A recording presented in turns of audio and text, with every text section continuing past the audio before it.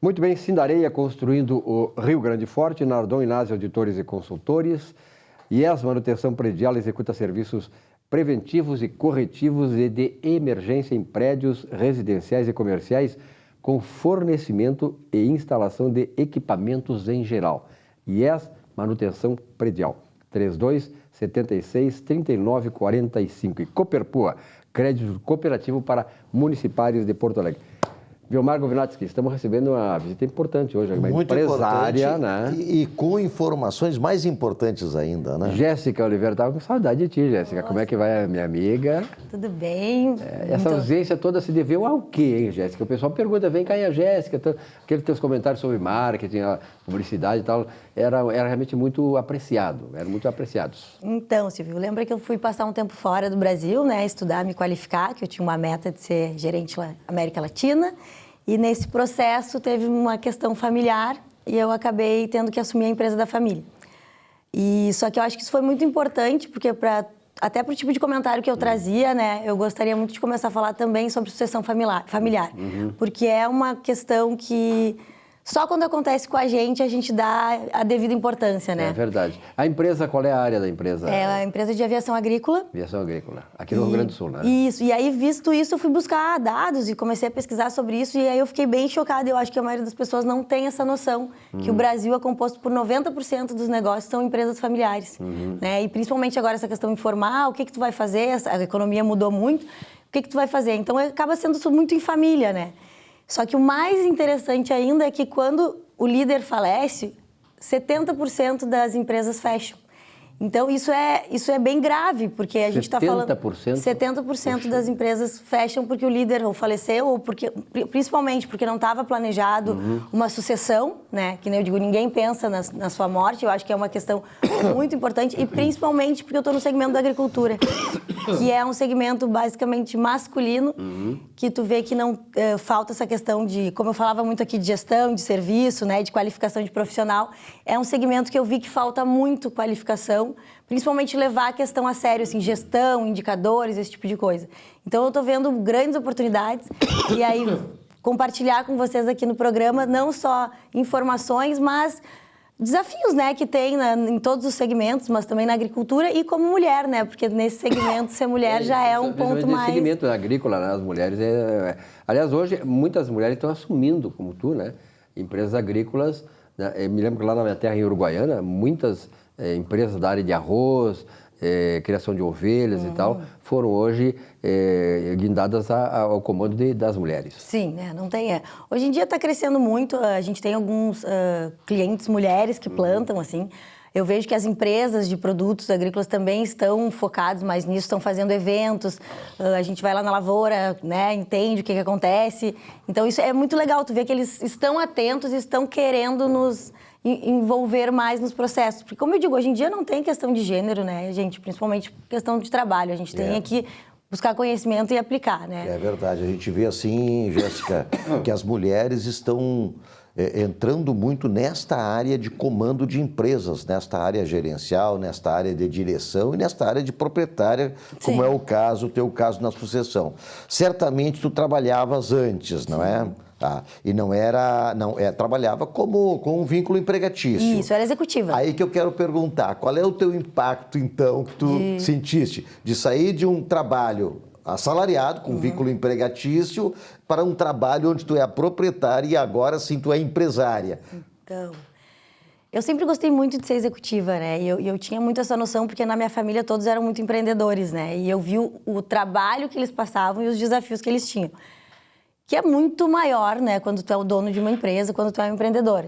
A grande diferença entre quando eu era executiva e hoje é que hoje eu penso, respiro, trabalho 24 horas, porque por mais que tu esteja fazendo outras coisas, tu tá pensando... trabalha mais? Com certeza, tipo, a gente tu não para de trabalhar, né, porque tu tá no teu momento de lazer, mas se tiver tudo certo, tu vai estar mais tranquilo. O trabalhar é o empresário, né? Não tem... Não, tem que 24 horas. Desmistificar essa situação, verdade. Porque vou dizer assim, a ideia geral de que o empresário vive viajando, curtindo os capitais e os outros trabalham para ele. É verdade, Isso é uma visão, né, que uma pessoa que nunca teve relação de empreendedorismo, que não tem noção de o quanto é difícil para a gente pagar os salários em dia, numa economia onde, às vezes, não é o... Imagina, o preço do arroz está baixo, o produtor não consegue te pagar, tu não consegue pagar os funcionários. Então, é um processo, né, complexo, não depende só de mim, pagar ou não pagar. Então, tu vê que é uma cadeia inteira, né? Desde os bancos, BNDES. Então, assim, envolve todo mundo no final. É um reflexo, mas o desafio é grande. Eu vejo que é muito maior do que eu tive nas outras empresas. Porém, eu acho que as outras empresas, a minha vida executiva, ela serviu muito para me preparar. E hoje eu sou muito grata por ter passado por Natura, por Price, WaterhouseCoopers, por grandes empresas, para hoje poder assumir essa liderança nessa empresa, né? Jéssica, a questão, tu trabalhas com aviação agrícola, tua empresa é de aviação agrícola, onde utiliza bastante a questão de agrotóxicos. Hoje tem uma polêmica, não é, Silvio, muito grande sobre a questão dos agrotóxicos. Essa questão não é nova, né? Não é nova, não. Vem do tempo ainda que nós tínhamos aí o grande Lutzenberger, né? Um dos maiores ecologistas que nós tivemos aqui. A pergunta que eu faço é a seguinte: qual é a situação real, assim, entre utilizar os pesticidas, vamos falar assim, na agricultura em relação à produtividade e à não utilização? Qual é o impacto que dá na diferença de produtividade? O que eu posso trazer para vocês, assim, existe uma falta de conhecimento, na verdade, né? Porque as pessoas não sabem como funciona, e eu posso te dizer que depois que eu entrei na empresa, que eu comecei a entender todo o processo. Mas é muito claro, assim, a gente tem que tirar, tipo, agrotóxico. O que a gente usa? Nós usamos produtos fitossanitários, né? O Brasil tem uma regulamentação, eles são bem, não vou dizer chatos, mas eu acho que é importante, eles são bem exigentes, rigorosos nesse sentido.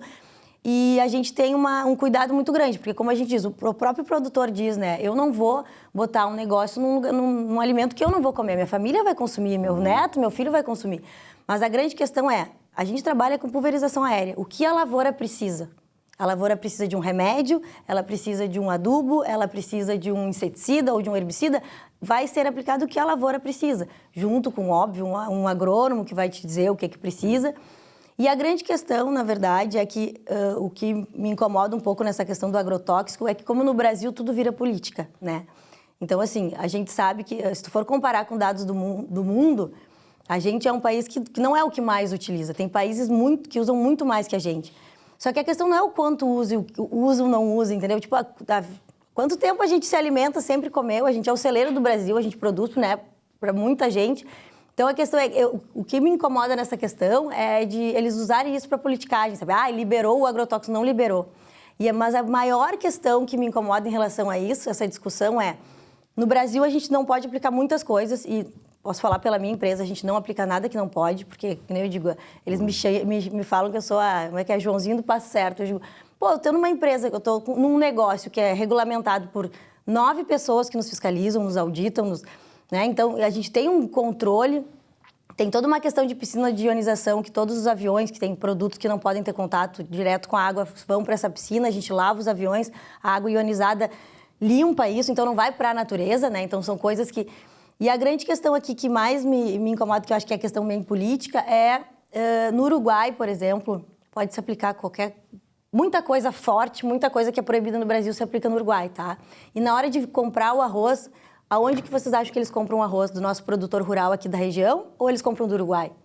Então, isso é uma questão para mim que ficam falando do agrotóxico, sabe? E aí ficam polemizando, gerando polêmica em cima daquilo, mas o brasileiro está comendo arroz do Uruguai, cheio de porcaria. Aliás, e alguém sabe? E o que faz? Eu sou filho de orizicultor, lá de Camaquã. Aí a gente faz tudo certinho. Então, a gente conhece bem essa situação. E aí é uma questão, Silvio, que tu também conhece muito bem como economista. Quer dizer, a produtividade de qualquer situação de agricultura, aí, seja hortifrutigranjeiro, seja grão, seja tudo que for, né, plantado, se não tiver o agrotóxico, que a gente chama de agrotóxico como sendo uma coisa extremamente nociva, etc., prejudicial, mas alimenta, dá conta do recado de alimentar as pessoas se não tiver o tratamento? Na verdade, a Revolução Agrícola, ela surgiu exatamente por isso, que a população começou a se desenvolver, né, e já não cabia mais, né, aquele ambiente familiar.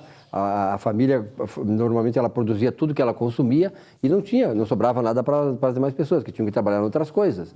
Então, a Revolução Agrícola foi o primeiro passo que se deu exatamente para isso, para que houvesse uma produção em massa, em larga escala, para poder processo civilizatório até ele se viabilizou através disso, né, Jéssica?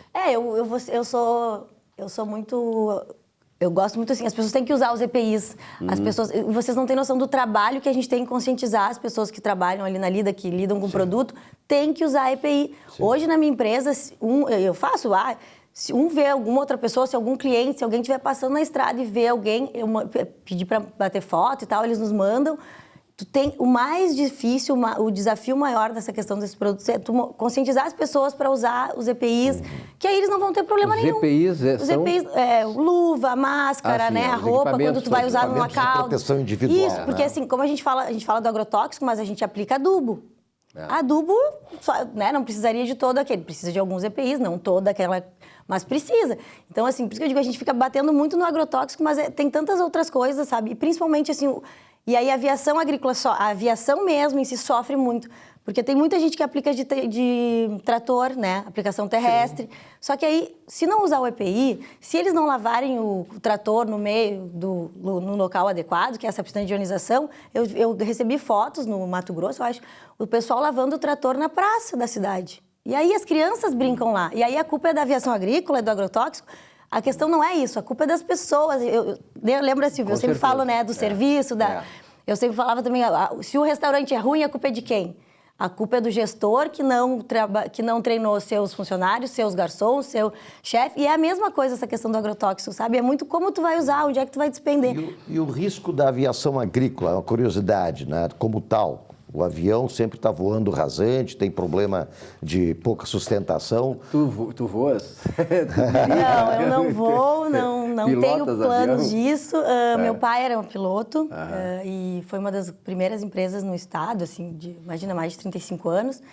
Então, ele era bem conhecido no mercado. Isso foi uma coisa que eu fiquei muito lisonjeada quando eu fui, né, representá-lo. E assumir uma responsabilidade, né, controle de patrimônio, né? Grande responsabilidade. Qual é o nome da empresa, Jéssica? Capivari Aviação Agrícola. Capivari Aviação Agrícola. E a gente está num processo, esse que é o processo de sucessão, eu comentei assim, nova gestão, nova diretoria.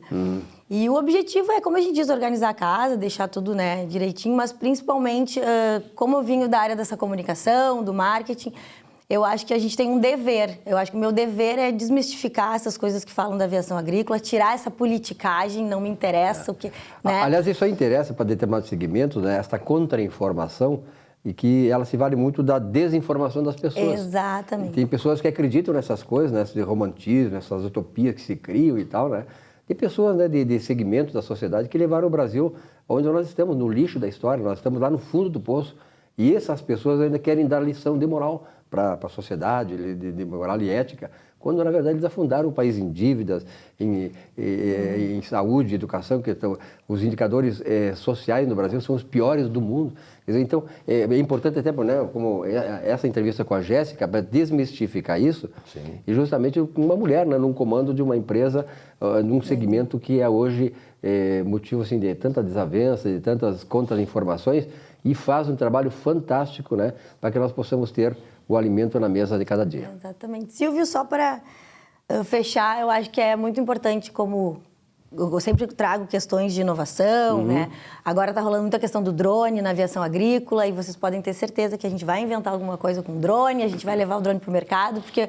Como tu me conhece, né, Silvio? Todas as empresas que eu passei, eu deixei minha marca, a gente construiu muita coisa e não vai ser diferente na aviação agrícola. E um recado que eu tenho para as pessoas que assistiam os nossos comentários é tudo aquilo que eu aplicava nas outras áreas, que desde Natura, empresa de tecnologia, todas as empresas que eu passei, e quando eu entrei lá na empresa que falava, isso não funciona aqui, não, isso aqui não dá. Gente, qualquer segmento, independente do segmento, agricultura, saúde, né, sendo serviço, produto... Tudo que eu aplicava nos outros, eu estou começando a aplicar lá. Gestão de pessoas, gestão por indicadores, né? Qual é o indicador da aviação agrícola? Qual é o indicador para eu saber se a minha empresa está dando dinheiro ou não? Né? Como é que os meus funcionários estão? Como é que é a relação dos pilotos com os clientes? Então, assim, tudo aquilo que eu falava de serviço, de restaurante, eu queria só deixar claro que para um segmento completamente diferente para mim, né? Que foi um desafio, eu vi que toda a base que eu tive de conhecimento, de gestão... Pode ser aplicado lá. Pode ser aplicado lá. E com certeza... E dá resultado. Com certeza, Weimar, a partir da Jéssica, esse segmento todo da aviação agrícola vai ter um grande salto qualitativo. Jéssica, muito obrigado pela tua presença aqui. E uma boa notícia para vocês que têm reclamado aqui comigo a ausência né, da Jéssica, ela estará a partir de agora no programa, graças a Deus. E essa questão da área da aviação agrícola, nós vamos tentar trazer mais informações, mostrar o que esse segmento faz, a importância dele na sociedade. Obrigado, Jéssica. Obrigada, Parabéns, obrigada. Jéssica. Bom, um rápido intervalo, já voltamos aqui com o nosso Economia e Desenvolvimento. Até já.